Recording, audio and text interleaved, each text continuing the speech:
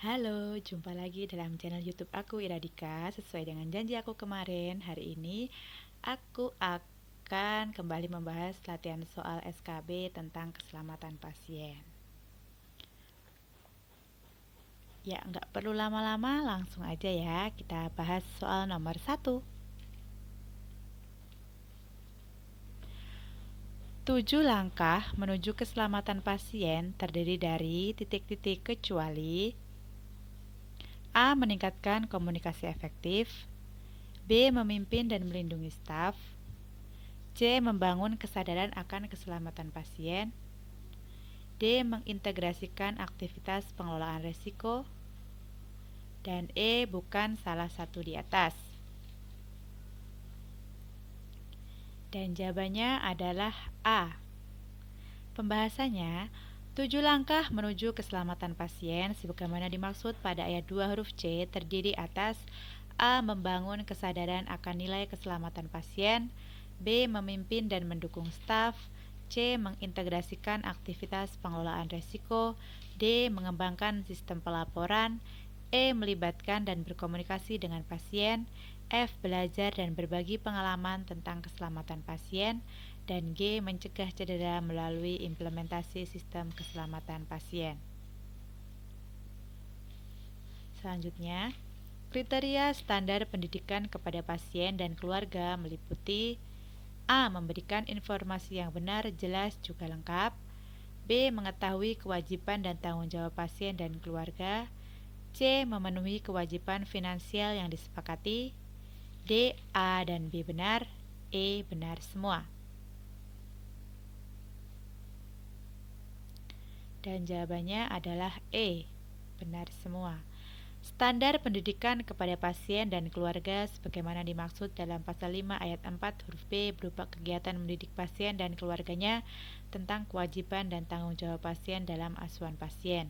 Kriteria standar pendidikan kepada pasien dan keluarga sebagaimana dimaksud adalah meliputi A. Memberikan informasi yang benar, jelas, lengkap, dan jujur, B. Mengetahui kewajiban dan tanggung jawab pasien dan keluarga, C. Mengajukan pertanyaan untuk hal yang tidak dimengerti, D. Memahami konsekuensi pelayanan, F. Mematuhi nasihat dokter dan menghormati tata tertib fasilitas pelayanan kesehatan, F. Memperlihatkan sikap saling menghormati dan tenggang rasa, dan G. Memenuhi kewajiban finansial yang disepakati. Selanjutnya, insiden di fasilitas pelayanan kesehatan adalah meliputi titik-titik kecuali A. Kondisi potensial cedera, B. Kejadian sulit dikendalikan, C. Kejadian nyaris cedera, D. Kejadian tidak diharapkan, dan E. Kejadian tidak cedera. Dan jawabannya adalah B. Kejadian sulit dikendalikan. Pembahasannya pada bagian kedua tentang insiden paragraf 1 pasal 14, insiden di fasilitas pelayanan kesehatan meliputi kondisi potensial cedera, kejadian nyaris cedera, kejadian tidak cedera, dan kejadian tidak diharapkan. Selanjutnya, yang dimaksud dengan kejadian nyaris cedera adalah A. Kondisi yang sangat berpotensi menimbulkan cedera, B. Terjadinya insiden yang belum sampai terpapar pada pasien, C. Insiden yang terpapar pada pasien tapi tidak menimbulkan cedera, D. Insiden yang mengakibatkan cedera pasien.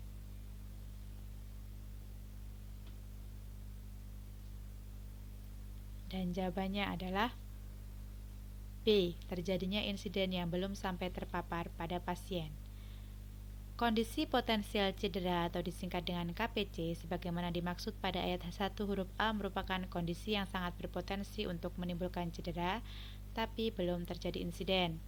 Kejadian nyaris cedera atau KNC adalah merupakan terjadinya insiden yang belum sampai terpapar ke pasien.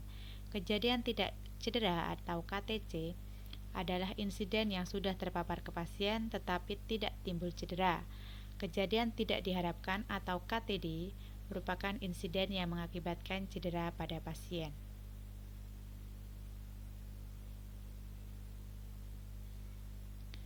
Setiap insiden harus dilaporkan kepada tim keselamatan pasien dalam waktu paling lambat A. 1 kali 24 jam, B. 2 kali 24 jam, C. 3 kali 24 jam, D. 4 kali 24 jam, dan E. 5 kali 24 jam. Dan jawabannya adalah B. 2 kali 24 jam. Setiap insiden harus dilaporkan secara internal kepada tim keselamatan pasien dalam waktu paling lambat 2 kali 24 jam dengan menggunakan format laporan sebagaimana tercantum pada formulir 1.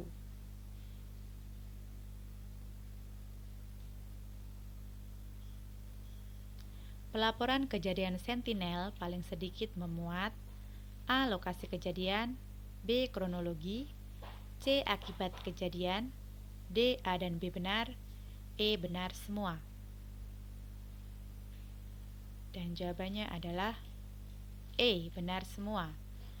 Pelaporan sebagaimana dimaksud pada ayat 1 paling sedikit memuat A. Lokasi kejadian, B. Kronologis kejadian, C. Waktu kejadian, D. Akibat kejadian, dan E. Jumlah pasien yang mengalami kematian atau cedera berat akibat kejadian sentinel.